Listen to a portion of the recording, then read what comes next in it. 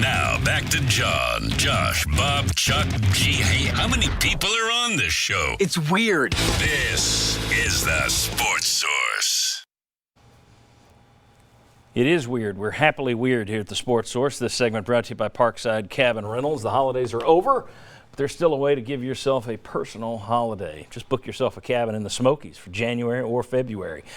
Enjoy the attractions, the restaurants, the shopping, all without the jam-packed traffic. That's the key to it. Parkside Cabin Rentals has about 1 million different layouts of cabins for you to choose from, and they are slick. Check them out. Get to their website right there. You see it on the screen. They have all their layouts and all the blueprints right there, so you can pick the cabin that best fits you. Parkside Cabin Rentals. All right. Last week we had a lot of stats and numbers and facts and figures to try and introduce you to Indiana. Today we're not doing a bunch of that stuff. It's more going to be opinions. So let me get your opinion on Jim Chaney. For the most part this year, he's kind of flown under the radar. We haven't done a lot of talking about Chaney and play selection. He's been hampered by a quarterback situation, and you could say that was the situation again in the Gator Bowl. But your thoughts on Jim Chaney, his play selection, maybe in the red zone, maybe not going to the run enough. Thoughts on his performance? John, what you said was my concern about Chaney in the game against Indiana. I thought in the red zone, I thought they should have run it more. You can actually run that package with Crouch and a defensive lineman at fullback from the 3-yard line. You don't have to wait to get to the 1. Yeah. So I thought they should have gone to that. I didn't like some of the play calls on trying to throw the football inside the red zone.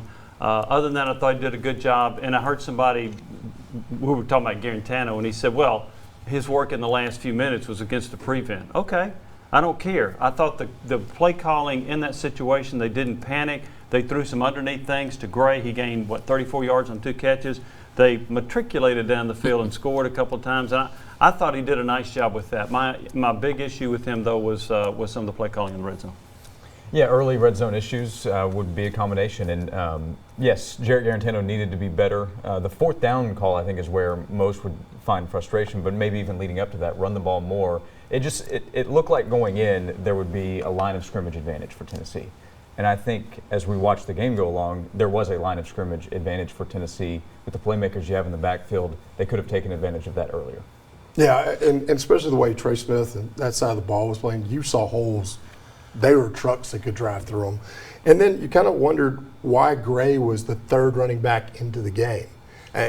That didn't make a whole lot of sense to me. And then all of a sudden he gets started and you're like, hey, this is our guy. We're going to ride him to the end of the ball game.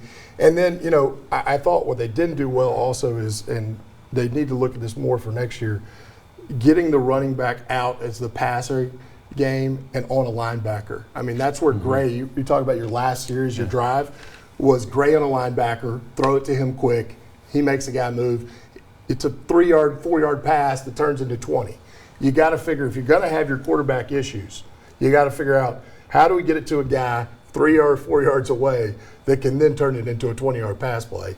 And so those plays, as well as the red zone, not running the ball, not having, going empty a couple times even in the red zone where you don't even have the threat of the run game, just seems to be playing into Indiana's hands. Especially when you have a guy like Chandler who's good catching the ball out of the backfield, and Gray had a big day. I wonder, the only thing I can think, because Gray disappeared for long stretches of this season. Yeah. He'd have 2 carries in a game or 3 carries. I wonder how much it was pass protection related, that we don't trust him out there. Yeah, and that could be totally a good reason for it. I'm just saying, you still going in the first half of the game where he still would have pass protection issues at the end of the game, but he's in. So I'm not kind of wondering there.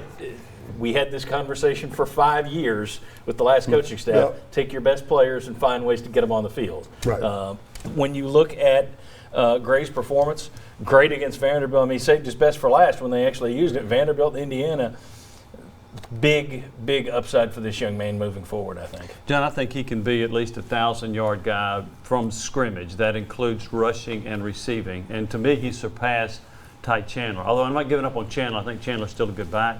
But I think Gray's got something, a little bit more wiggle about him. I think that he is he's a guy that's got potential to be an all-SEC caliber player. I really like what he brings to the table. Jawan Jennings had a quiet half. He only got 1 half of action. It was quiet. I put a little of that on Chaney, though. Now, granted, they were trying to throw the ball to him on the pick 6. It was terrible. Went the other way and got Garantano benched. But I thought when you get him out there, I would have been quick end around, put him in the Wildcat. you saw on that third down where he almost picked it up and he carried a guy's 10 yards with him. You're sitting there thinking, that's a guy that should touch the ball. I would have gotten him the ball some way, somehow, as soon as that second half started. I thought that was a little bit of a check mark off for Chaney. Before we go to break, though, let's quickly talk about Garantano. He continues to have his anticipation is poor. And I think broadcasters have talked about it all year. He's always like a split second late. Either A, he's not reading it right, or B, he is, but he doesn't trust himself. It's one or the other. He's coming back next year, and we're going to talk about the quarterbacks. I don't know that that's something after this many years you're going to be able to flip a switch on. Yeah, and I think last night, too, what you also saw is he had decided before the ball snap, I'm going at this guy, and he was going at that guy no matter what. And I think a couple times it was like, but he's double teamed. Well, at least that was decisive. Yeah, it was decisive. It's the Bauer approach. But exactly. But, it does present some issues because he's been so up and down. You've seen some flashes of good moments. But then you're talking about a guy that you thought was athletic, but he's really a Statue of Liberty quarterback in the sense of he really can't even move around the pocket very well to get away from basic pressure. So that guy has to be great at passing. He has to knock it down. And so, your concern is with him is he's not can't get away from anybody, and he continues to make these mistakes, has a game or two.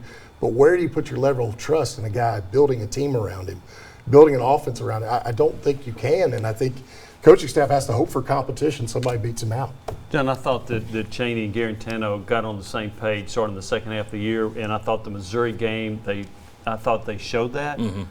And then I see Vanderbilt and I see Indiana, and I'm not so sure that they are on the same page. So going forward, I think it's going to be interesting. Josh, go ahead. If you got something quick. No, yeah. All right, well, hold your thought. I'm going to start with you on the next segment when we talk defense. Okay. Going back on the Sports Source.